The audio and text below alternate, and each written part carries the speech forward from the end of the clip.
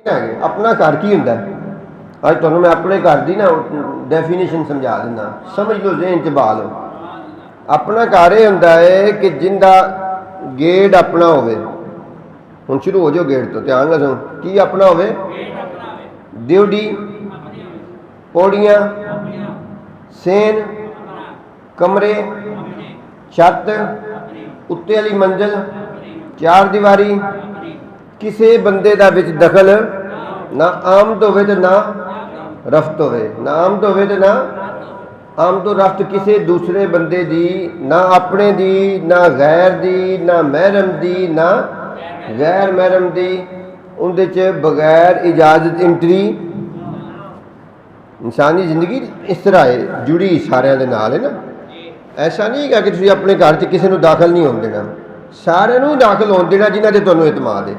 अल्लाह रसूल किसी ऐसे बंदे को घर लियावन तो, घर बिठावन तो मना नहीं करते। भी जिहड़ा बाइज्जत, बाशरम, बाहया, बाएतमाद है, उन्होंने कोई मना नहीं करता। रवायात अहादीस दसदियां ने कि अपने घर अंदर भी ले जान च कोई डर नहीं गा किसी भी बंदे नूं, लेकिन उनके वास्ते अहकाम ने कि वह भी नज़र नीवियां रखे तो घर के लोग भी नज़र। तो जिस बंदे को थोड़ा बहुत शक शुबा है या बंदा कोई ऐसा काबिल इतमाद नहीं, उन्होंने बैठक से बहान का हुक्म है। कितने बहान का? उन्होंने अपने घर के जियां च ले जाने की इजाजत नहीं है। जिन्हां ते इतमाद हुंदा उन्होंने अपने घर के जियां च ले जाने की भी इजाजत है। कोई शरी ऐसी पाबंदी नहीं कि ना कुछ शरीयत सख्ती कर दी, ना रिश्तेदारां ते सख्ती कर दी शरीयत, ना तलकदारां ते कर दी। क्योंकि मुआशरा है ना, मुआशरा मिलजुल के बनता है मुआशरा। हाँ, ये पहले जेहन च बहाल होए नहीं भी हर बंदे ते छोटे वड्डे, अपने पराए, बाएतमाद, बेतमाद, नेक बात, सारा ते पाबंदी। ऐसी कोई शरीयत नहीं पाबंदी किते नहीं लाई। जे कोई पाबंदी लाना है तो अपनी मर्जी दी पाबंदियां ने, अपने शौक दी, अल्लाह रसूल की पाबंदी कोई। अच्छा, हुण घर की एक गल समझ गए ना। हुण घर की हुंदा है? घर ये हुंदा है कि जिंदे च आ सारा समान जिहड़ा मैं गिनाया सारा का सारा किंदा होवे? अपना जाती होवे। उस तो अंदर फिर की होवे? अंदर एक पुरुष होवे, यानी मर्द। की होवे? एक उनकी बीवी होवे, एक उनकी तीसरा बंदा। बोलो तो सही ना, करा जे जाके इंज मसला समझ लो, करा जे जो मर्जी, क़यामत करीब है ना, आखे कि नहीं लगना मेरे, किसी भी नहीं लगना।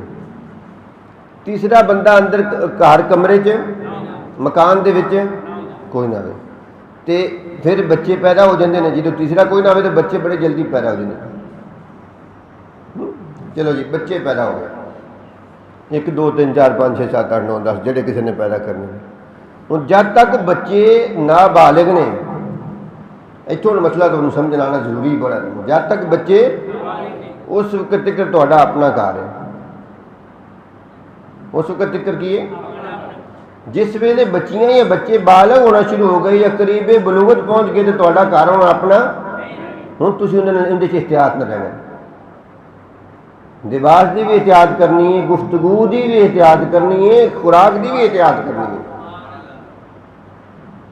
तो जे तुसी वाकई शर्मदार और हयादार आदमी हो तो फिर बच्चे पैदा होने जो शुरू हो गए ना, बच्चों ने अख खोली उदों तो ही तुसी अपने आप को कुंज लेना। क्योंकि बच्चों के जेहन जिहड़े ने कैमरे नहीं ना, तस्वीरां बनती रहनियां, वीडियो नक्श होती रहती सारी की सारी। तो जिस तरह की तुसी बेकार और बेहूदा जिंदगी घर च गुजारते हो ना, उसे का ही असर बच्चों पर होंदा है। बाहर तुसी जिन्ने मर्जी बन फब के निकलो, जिन्ने मर्जी तुसी नेक पाक साफ सुथरे बन के निकलो, बच्चे तुहाडे उहदा असर नहीं लेंदे, कतन नहीं लेंदे बिल्कुल। वो तुहाडी जिहड़ी निजी अंदर वाली जिंदगी ने उहदा ही असर लेंदे। हुण अगर घर दे विच वालदा है, वालिद है, जवान भैणां ने, जवान धीआं ने, बालिग बेटे ने, बालिग भाई ने जवान, ऐसी सूरत दे विच ते कोई महरम गैर महरम वाला चक्कर ही नहीं गा। जो लिबास उन्हें बाहर पहनना वही अंदर पहनना उन्हें, बापर्दा बासहूलत और मुकम्मल तौर पर ढकिया लिबास उन्हें पहनना। उनके कोल तो हुण कोई चांस ही नहीं गा, ना उनके कोल कोई गुंजाइश है भी घर जाके उन्हें वखरा लिबास पहनना।